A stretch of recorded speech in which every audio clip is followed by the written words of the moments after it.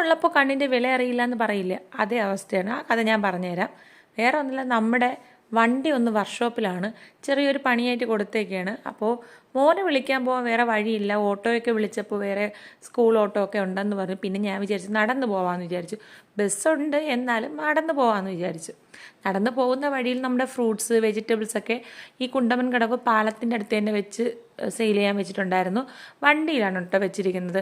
അതൊക്കെ കണ്ട് ഞാനിവിടെ നിന്ന് വന്ന് സാധനങ്ങളൊക്കെ വാങ്ങാറുണ്ട്. അതൊക്കെ കണ്ട് നടന്ന് കിടന്ന് തളർന്നു. വെയിലും 3 മണിയുടെ വെയിലിൻ്റെ ചൂട് ഇത്രയാണെങ്കിൽ 12 1 മണിക്കൊക്കെ എങ്ങനെയായിരിക്കും അല്ലേ? ജോലിയൊക്കെ പുറത്തുനിന്ന് ചെയ്യുന്നവരെ സമ്മതിക്കണം. അങ്ങനെ സ്കൂളിൽ നടന്നു പോകുമ്പോൾ ബസ് അങ്ങോട്ടും ഇങ്ങോട്ടൊക്കെ പോകുന്നുണ്ട്. അപ്പം ഞാൻ വിചാരിച്ചു ബസ് കയറി വന്നാൽ മതിയായിരുന്നു. പിന്നെ പൊടിയാണ് സഹിക്കാൻ വയ്യാത്തത്. വളർന്ന് ഇരച്ച് ഞാൻ മോൻ്റെ അടുത്ത് വന്നപ്പോൾ മോൻ പറയും, അമ്മ എനിക്ക് നടന്നു പോയാൽ മതി, ഇന്ന് വണ്ടി കൊണ്ടുവന്നിട്ടില്ലല്ലോ, നമുക്ക് നടന്നു പോവാന്ന്. അയ്യോ,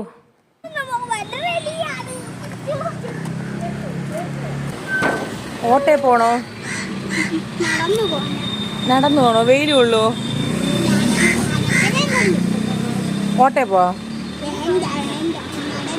ടോയ്സ് വേണോ? എന്തോന്ന് ടോയ്സ് വേണം? നീ ചീത്തയാക്കൂലേ? പ്രോമിസ്? കാര്യമായിട്ട് ഇങ്ങോട്ട് നോക്ക്. ലവ് യു പറ. ക്യാമറ നോക്കി പറ.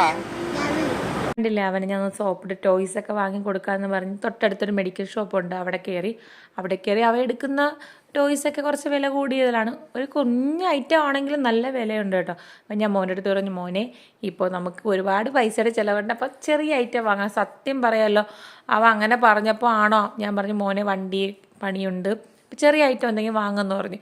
ഉടനെ അവൻ ഒരു കുഞ്ഞ് ഫാനിൻ്റെ സംഭവം വാങ്ങിയിട്ട് അവൻ വലിയ സംഭവങ്ങളൊക്കെയാണ് നോക്കിക്കൊണ്ടിരുന്നത്. അപ്പോൾ എനിക്ക് തോന്നി പാവം എൻ്റെ കുഞ്ഞെടുത്തല്ലോ. അങ്ങനെ അവനും ഹാപ്പി, ഞാനും ഹാപ്പി. അപ്പോൾ ഒരു ഓട്ടോ ഒഴിഞ്ഞ് വന്നിട്ടുണ്ടായിരുന്നു കേട്ടോ. നേരെ ഓട്ടോയിൽ കയറി.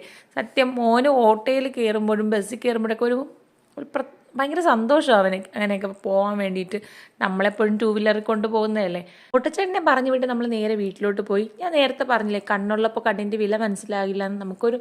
ഞാനൊരു ചെറിയ 2 വീലറിൻ്റെ കാര്യമാണ് പറഞ്ഞത്. എന്നും നമ്മൾ അതിൻ്റെ പുറത്ത് കയറിയിരുന്ന് പോകുമ്പോൾ നമുക്കതിൻ്റെ ഒരു ഇമ്പോർട്ടൻസ് മനസ്സിലാവില്ല. ഒരു ദിവസം നമ്മളടുത്തുനിന്ന് മാറി നിൽക്കുമ്പോഴാണ് നമുക്കത് മനസ്സിലാകുന്നത് അല്ലേ? അതുപോലെ തന്നെയാണ് മനുഷ്യൻ്റെ കാര്യവും.